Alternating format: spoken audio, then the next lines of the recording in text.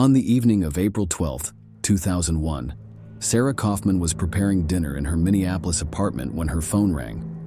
The caller ID displayed her father's cell phone number. Nothing seemed unusual as she answered, until she heard his voice. Her father, Dr. Robert Kaufman, had died 3 days earlier from sudden cardiac arrest while on a fishing trip in northern Wisconsin. His funeral had been held that very morning. "Hey, sweetie, it's Dad," the voice said. "Just checking in to see how your week is going." Sarah, frozen in disbelief, managed to respond. The conversation lasted approximately 4 minutes. Her father spoke normally about mundane topics, the weather, his plans to come visit soon, a book he'd just finished reading. He mentioned nothing about his death or funeral, speaking as if it were any ordinary Thursday call. Most disturbing was the background noise, what sounded like water lapping against a boat hull and distant bird calls, exactly the environment where he had died. When Sarah finally gathered the courage to say, "Dad, you passed away on Monday?" the line went silent for several seconds. Then her father simply replied, "That doesn't sound right. I'll call you tomorrow to sort this out." The call disconnected. Sarah immediately contacted her brother, who confirmed their father's phone had been in a sealed evidence bag at the county sheriff's office since his body was found. The phone's records, obtained through a formal request to the service provider, showed no outgoing calls after April 9th, the day of his death. 3 witnesses were with Sarah when she received the call, her roommate and 2 friends who had come to support her after the funeral. All confirmed hearing her side of the conversation and seeing her father's number on the caller ID. Technical experts who later examined the case found no evidence of number spoofing or voice manipulation technology. The call originated from her father's actual number, despite the phone being secured in police custody.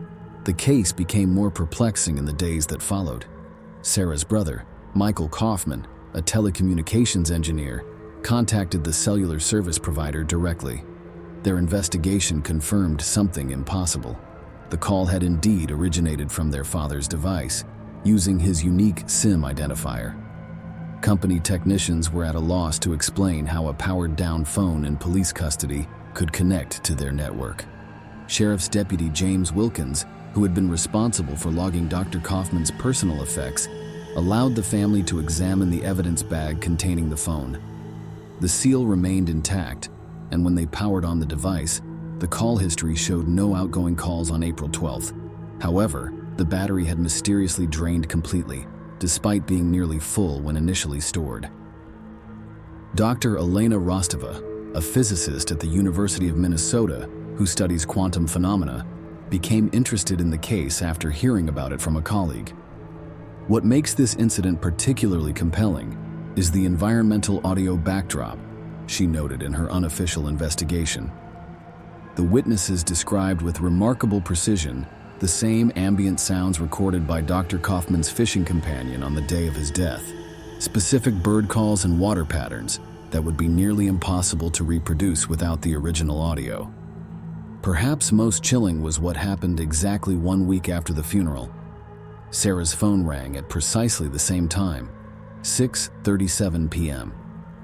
The caller ID again showed her father's number, but this time when she answered, there was only the sound of water lapping against a boat hull, distant bird calls, and what seemed like breathing.